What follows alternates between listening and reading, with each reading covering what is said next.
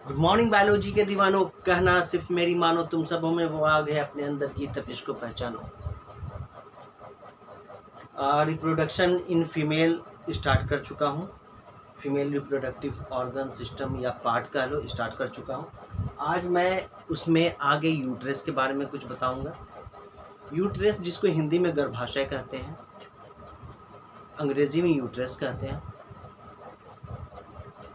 कल्पना करो, इमेजिन करो कि इस अर्थ पे जितने भी इंसान हैं, चाहे वो मेल की शक्ल में हो, फीमेल की शक्ल में हो या कोई और शक्ल में हो, पर इंसान की मैं बात कर रहा हूँ कि जितने भी इंसान हैं, अगर वो वजूद में आए होंगे, दुनिया पे आए, तो किसी न किसी माँ के ज़रिए आए होंगे, है ना। तो माँ के पेट में भी उन्होंने वक्त गुजारा होगा। और आप और हम जानते हैं कि एक ह्यूमन बीइंग की साइकिल अपने माँ के यूट्रस में, वॉम्ब में, वो 9 मंथ्स का होता है। तो हम ये कह सकते हैं कि इस ब्रह्मांड में, इस अर्थ पे जितने भी जीवित मनुष्य हैं या मृत्यु पा चुके हैं, जो मतलब कहने का मतलब कि जो भी इंसान थे, चाहे वो मेल थे या फीमेल थी, अपने एक माँ के गर्भ में, वॉम्ब में, यूट्रस में 9 महीने का वक्त गुजारा होगा, है ना।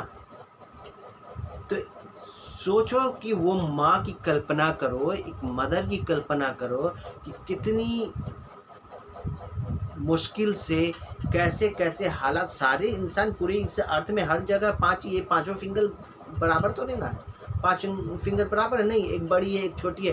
तो सोचो कि कहीं पे किसी को खाने के लिए नहीं होगा, बट उनके पेट में जब वो बच्चा होगा तो उनको पोषण वो किसी हालत में भी न्यूट्रिशन वो देती होंगी, वो खुद खाकर उन तक पहुंचाती होंगी। सोचो कि किसी जगह पे किसी माँ के हालत ऐसी है कि वहाँ पे गर्मी बहुत ज़्यादा है और अपने बच्चे को जो अपने वॉर्म में, यूट्रस में रखे हुई है, तो उसको शीतलता कैसे प्रदान करती होगी, ठंडक कैसे पहुँचाती होगी। सोचो कि किसी माँ की हालत, कि घर की ऐसे हालात हैं कि उसको ऐसे स्टेज में भी, प्रेगनेंसी के स्टेज में भी, उसको कहीं जाकर चूल्हा चक्का का काम करना पड़ता होगा। और आप और हम जो भी वो उस पेट के अंदर थे, यूट्रस, उस माँ के यूट्रस के अंदर, वॉर्म के अंदर थे, तो उस हालात में भी उसने फाइट करके तुमको कैसे लगा? अरे तो माँ तो एक फाइटर है, जो हमको 9 महीने जब अपने वॉम्ब में रखा, तो सारी कुछ उसने सिखा दिया कि कैसे भाई इस इकोसिस्टम में अपने आप को बैलेंस बनाकर रखना है। तो आज उसी माँ के, उसी यूट्रस के बारे में, उसी वॉम्ब के बारे में मैं कुछ आपको बताने जा रहा हूँ। क्लियर? तो यूट्रस का, ये जो मेरा यूट्रस है, इस यूट्रस का सबसे बड़ा काम क्या हो गया? तो यूट्रस का सबसे बड़ा काम हो गया कि भाई जो बच्चे आए, जो जाइगोट का फॉर्मेशन हुआ, जो जाइगोट फर्टिलाइज हुआ है, स्पर्म और ओवा से मिलकर, ओवरी से मिलकर, उसको इम्प्लांट किया। इम्प्लांट मतलब अपने अंदर जगह दिया अपने, और जगह वही दे सकता है भाई जिसका दिल बहुत बड़ा है, राइट। तो माँ ही वह ऐसी शख्सियत है कि जो हर हालत में अपने बच्चों का साथ देती है। और माँ ही वही थी जब हमारी संरक्षण नहीं था, जब हम कुछ नहीं थे, जब हम ब्लड के क्लॉट थे, जाइगोट और फर्टिलाइजेशन के फॉर्म में, तो माँ ही ने अपने वॉर्म में, यूट्रस में हमें और आपको जगह दिया। तो uterus is the place where fertilize egg implant. तो फर्टिलाइज एग, जब एक फर्टिलाइज हो जाता है स्पर्म से, तो उसको इम्प्लांट होने के लिए, उसको बढ़ने के लिए, उसको पालन पोषण के लिए, उसको न्यूट्रिएंट्स के लिए, उसको ज़िंदगी जीवन के लिए एक जगह चाहिए होता। उस जगह का नाम यूट्रस है, वॉम्ब है, जहाँ पे फीटस, एम्ब्रियो जगह बनाकर रहता है। क्लियर? तो हमने ये जान गया कि यूट्रस का क्या क्या में ये है। अब देखो यूट्रस का शेप कैसा होता है। तो यूट्रस का शेप अगर बेसिकली आप देखोगे, इसको काट कर बाहर निकालोगे, तो हम देख रहे हैं कि यूट्रस का शेप इस तरह का है। यूट्रस का शेप इस तरह का है। तो इस तरह का शेप किस फल का होता है बताओ? हाँ, टेस्टी होता है, बड़ा अच्छा लगता है। कि कौन सा फल है, कौन सा फ्रूट्स है? हाँ, पियर। तो पियर जो है, जो नाशपाती जिसको कहते हैं, तो नाशपाती के शक्ल का यूट्रस का शेप होता है। तो शेप कैसा होता है? नाशपाती की तरह। तो हम लोग लिख सकते हैं कि पियर शेप का यूट्रस होता है। क्लियर? साइज क्या होता है? अब ये साइज में यूट्रस में देख रहे हैं कि कुछ लंबाई भी है, कुछ चौड़ाई भी है, कुछ थिकनेस भी है। तो इसमें लेंथ होते हैं, इसमें ब्रेथ होते हैं, इसमें थिकनेस होते हैं। तो लेंथ जो होते हैं वो 7.5 सेंटीमीटर के होते हैं, एंड ब्रेथ जो होते हैं वो 5 सेंटीमीटर के होते हैं, और थिकनेस जो होता है वो 2.5 सेंटीमीटर का होता है। एकदम गांठ बांध लीजिए, याद कर लीजिए कि जो वॉर्म है, जो यूट्रस है, वो किस शेप का होता है? तो पियर शेप का होता है। उसकी डायमेंशन क्या है, उसकी लेंथ क्या है, उसकी ब्रेथ क्या है, उसमें थिकनेस कितनी है? तो लेंथ 7.5 सेंटीमीटर की होती है, ब्रेथ 5 सेंटीमीटर की होती है, और टी फॉर थिकनेस 2.5 सेंटीमीटर की होती है। क्लियर है इतना?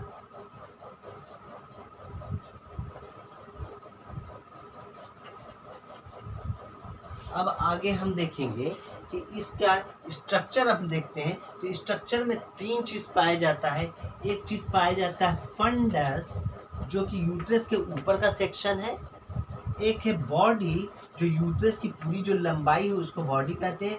एक है सर्विक्स, यूट्रस का जो पॉइंट जो नीचे की तरफ खुल रहा है, सर्विक, वो सर्विक यूट्रस कहलाता है। तो यूट्रस में मैंने 3 सेक्शन देखा। अगर एक यूट्रस निकाला तो देखा ये ऊपर का पार्ट जिसको फंडस कहते हैं, ये पूरा लेंथ जिसको बॉडी बोलते हैं, ये नीचे वाला पार्ट जिसको सर्विक्स बोलते हैं।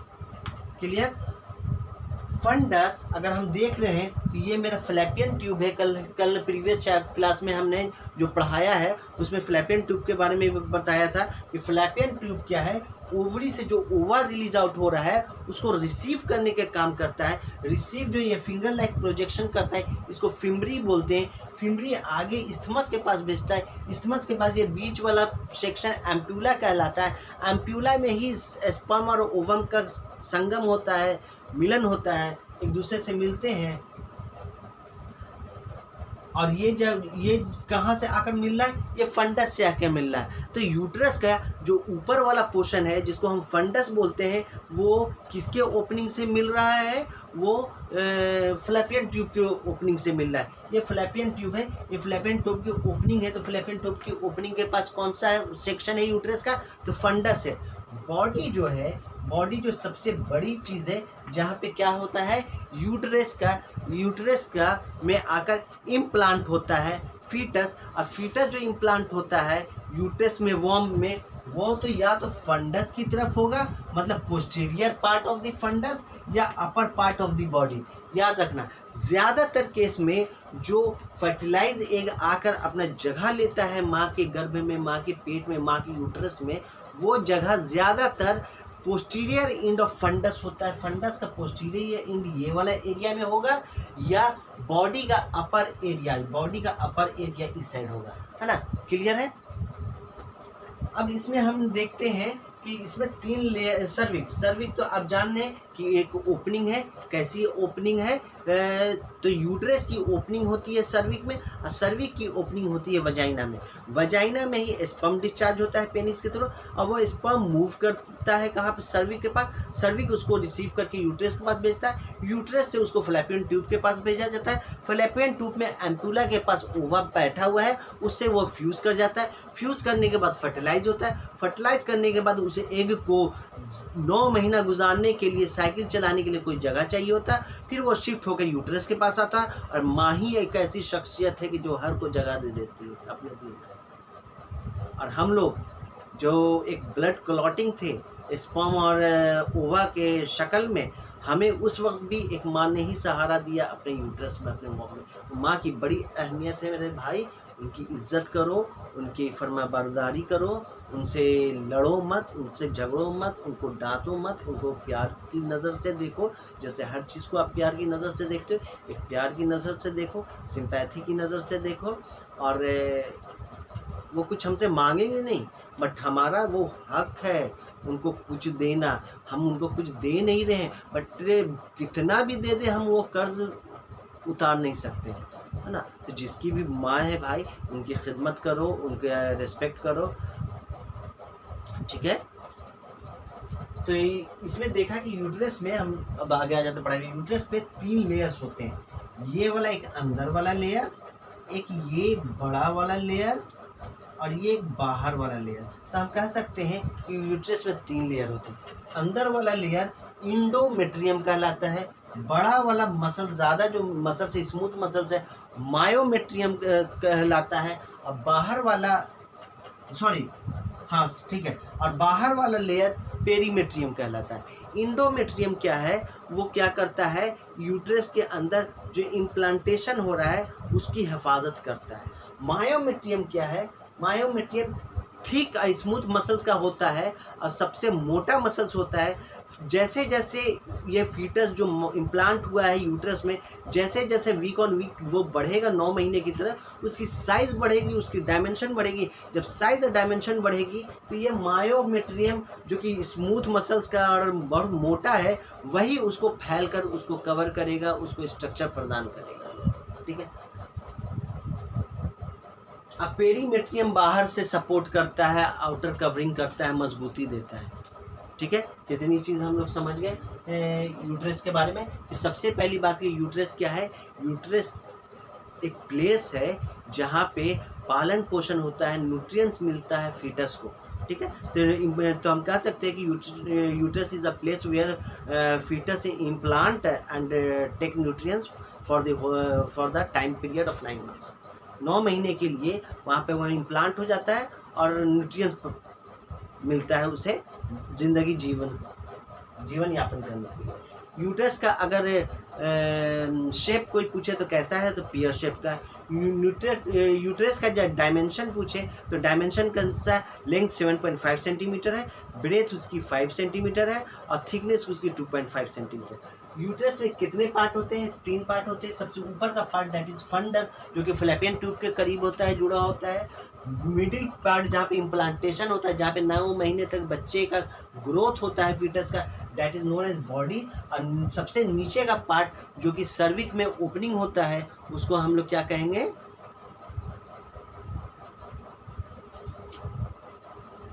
सर्विक यूट्रस। लेयर देखते हैं तो यूट्रस का 3 लेयर है, इंडोमेट्रियम, मायोमेट्रियम, पेरीमेट्रियम। सबसे अंदर का लेयर यूट्रस का इंडोमेट्रियम कहलाता है। सेकंड लेयर मायोमेट्रियम, जिसकी थिकनेस ज़्यादा होती है और बेबी के ग्रोथ करने में वो बहुत सपोर्ट करता है। और तीसरी जो लेयर है वो पेरीमेट्रियम होता है।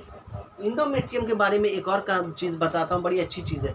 जैसे स्पर्म यहाँ से सफ़र करके फ्लैपियन ट्यूब में के यहाँ पे एम्पुला के पास आता है, जैसे स्पर्म एम्पुला में आता है तो वहाँ पे एग ओवा उसको मिलता है। तो एग ओवा मिलेगा तो एग से वो फर्टिलाइज करेगा स्पर्म।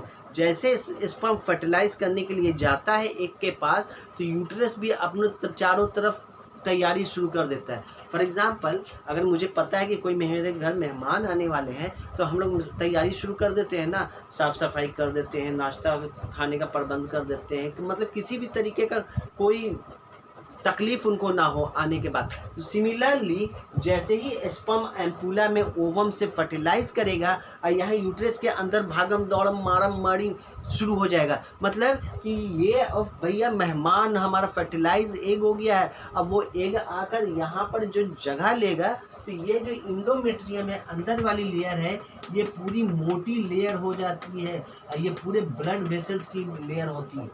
क्लियर? ब्लड वेसल्स की वो लेयर होती है इंडोमेट्रियम। अब वो फर्टिलाइज एग जब यूट्रस में आएगा तो उसी इंडोमेट्रियम का जो अंदर का लेयर है, जो कि ब्लड वेसल्स का पूरा बन जाता है, भर जाता है, उसी ब्लड वेसल्स पे वो चिपक जाता है और अपना न्यूट्रिएंट्स 9 महीने तक उससे लेते रहता है। देखो ईश्वर का और माँ का दर्जा कितना बड़ा है कि एक तरफ स्पर्म अभी मिला भी नहीं है, मिलने जा रहा है एम्पुला में, और दूसरी तरफ जो गर्भाशय है, माँ का यूट्रस है, वॉर्म है, वहाँ पे तैयारी शुरू हो गई है कि बच्चा फर्टिलाइज होगा तो उसका क्या होगा, कहाँ रहेगा, कैसे रहेगा, क्या खाना पीना खाएगा। तो एक तरफ वहाँ पे बच्चे का वो मिलन हो रहा है ओवरी से स्पर्म का कि बच्चा फर्टिलाइज होगा, एक तरफ माँ पहले से ही यूट्रस में तैयारी कर रही है कि और तुमको टेंशन नहीं है खाने पीने का। जैसे फर्टिलाइज होता है वो इम्प्लांट होने के लिए यूट्रस में आ जाता है, और यूट्रस का अंदर का पार्ट जो इंडोमेट्रियम है वो थिक लेयर ब्लड वेसल्स का बन जाता है, पूरा मोटा, जिससे उसको न्यूट्रिएंट्स पूरा 9 महीने तक मिलता है। क्लियर? तो ये भाई चीज़ माँ ही कर सकती है और कोई नहीं कर सकता है। चलो इमोशनल नहीं होते हैं। उम्मीद है कि समझ में आया होगा इतना। अगर समझ में आया है तो सब्सक्राइब कीजिए, शेयर कीजिए, लाइक कीजिए। भाई एक मुहिम चलाया है तुम लोगों को पढ़ाने का। पढ़ाने में बेटा बहुत मेहनत लगता है। जब मैं मेहनत कर रहा हूँ तो आप भी बाबू एक कदम आगे बढ़कर शेयर कीजिए, लाइक कीजिए, सब्सक्राइब कीजिए। Thank you so much.